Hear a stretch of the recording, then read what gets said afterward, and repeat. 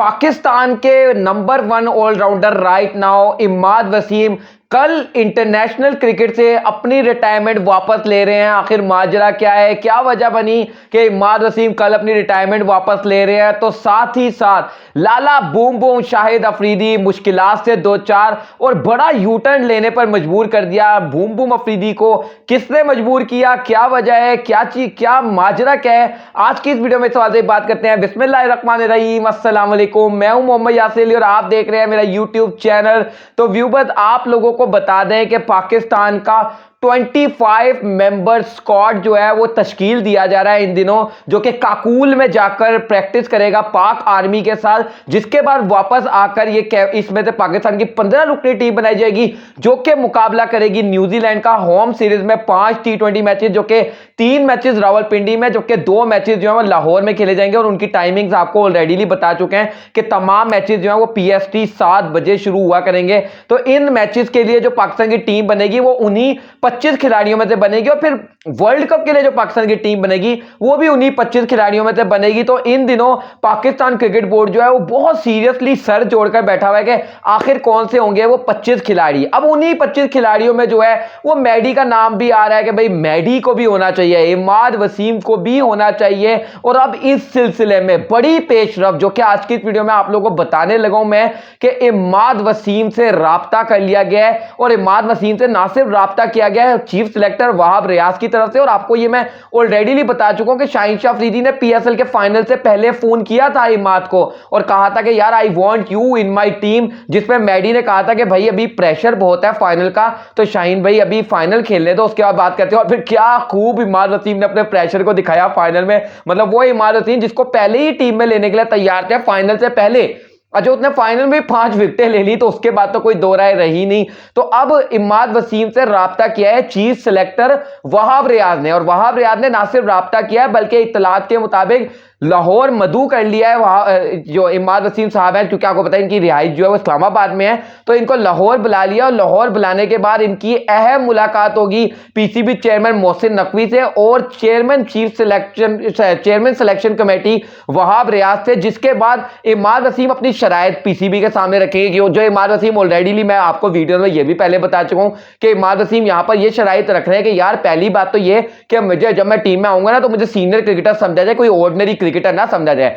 दूसरी चीज ये कि मुझे एक लॉन्ग रन में गो दिया जाए, ऐसा ना किया जाए कि दूर में से मक्खी की तरह निकालकर 1-2 मैच मेरा बुरा गया और निकालकर फेंक दिया। तो मैडी की कुछ शराइत है, उसके अलावा भी कुछ शराइत है मैडी की कि भाई मैं इस तरीके से खेलना चाहता हूं, ये मेरी शराइत है, जिसको काफी हद तक इम्कान है कि भाई मान लिया जाएगा।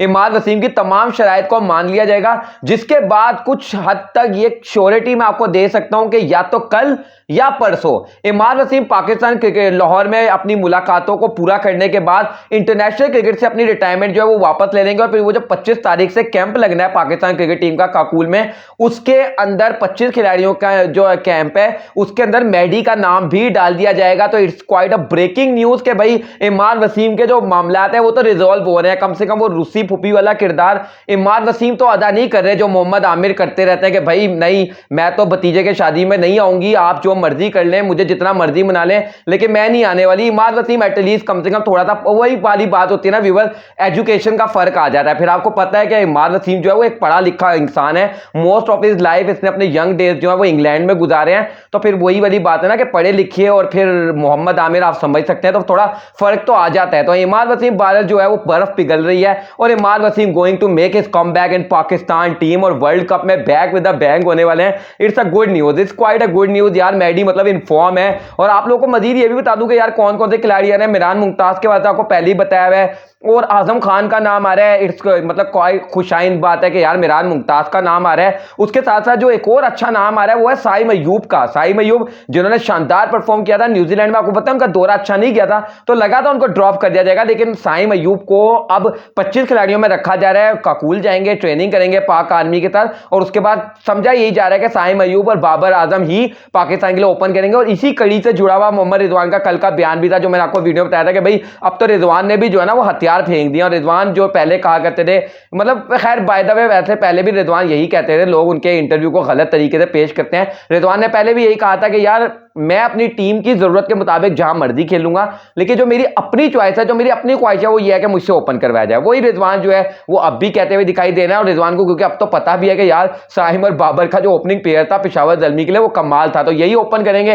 रिजवान जो है वो हमें मिडिल ऑर्डर में खेलते हुए दिखाई देंगे। That is written on the wall, ये दीवार पर लिख दिया गया। वहीं दूसरी तरफ आप लोगों को एक और चीज बता दूं यार, लाला शाहिद अफरीदी बड़ी मुश्किल में फंस गए हैं, और बहुत ही बड़ी मुश्किल में फंस गए। मतलब शाहिद अफरीदी जो कि पिछले दिनों इमरान खान के खिलाफ मुस्बत बयानात देते हुए दिखाई दे रहे थे, काफी ज्यादा उन्होंने नेगेटिव बातें की, लेकिन we was one thing that we need to accept right now, that Imran Khan is the biggest reality in Pakistan right now. You can't say anything about Imran Khan because kind of fan following he have got. आप जितना मर्जी उसको दबाने की कोशिश कर ले, लेकिन you can't hide Imran Khan right now, and you can't miss आप यानी कि मैं एक तरीके से ये कहूं कि मिस इंफॉर्मेशन भी नहीं दे सकते इमरान खान के मुताबिक। शाहिद अफरीदी ने पिछले दिनों इमरान खान के खिलाफ जो है वो कुछ बातें की थी, उसके अंदर जाने की डिटेल में जाने की जरूरत नहीं है, आई एम प्रीटी श्योर आप लोगों को भी पता होगा। जिसके बाद पाकिस्तानी अवाम जो कि इस वक्त बेचारी मासूम अवाम है, कुछ कर तो सकती नहीं, प्रोटेस्ट अवाम नहीं कर सकती, बातचीत अवाम नहीं कर सकती, तो अवाम को जो एक छोटा सा काम मिलता है वो क्या मिलता है, बाइकआउट कर दो।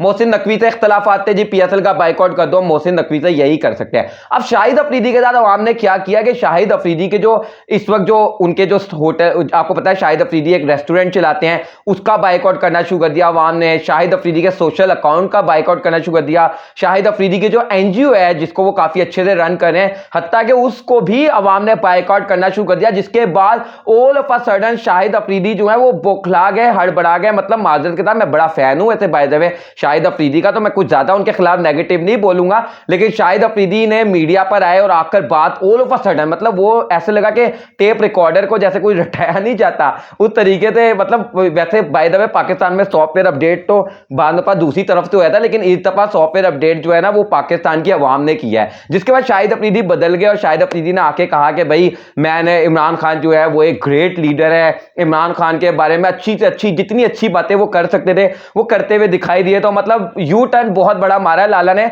और कहीं ना कहीं जब शाहिद अफरीदी ने वो जब बातें की थी ना इमरान खान के साथ खिलाफ, तो उस टाइम पर भी मैंने अपने इर्द गिर्द के लोगों को यही वाली बात बोली थी, और मैंने अपने जहन में भी यही सोचा था कि यार जैसे सारी जिंदगी लाला ने क्रिकेट खेली है ना, कि गलत टाइम पर गलत शॉट मारते थे, बिल्कुल अपने क्रिकेट के बाद वाले कैरियर में भी लाला ने वही काम किया था, गलत टाइम पर गलत शॉट मार दिया था, and now he is regretting. और मतलब वही वाली बात होती है ना कि सबसे अच्छी बात ये होती है कि अगर आप अपनी गलती को सुधार लो और राइट टाइम पर सुधार लो, तो right now Lala is doing that. तो I think we should forgive Shahid Afridi and we should move forward. Video को लाइक करेगा, चैनल को सब्सक्राइब करिएगा, बेल आइकन को लाजमी करेगा। मुलाकात करते हैं नेक्स्ट वीडियो में, तब तक के लिए अल्लाह हाफिज।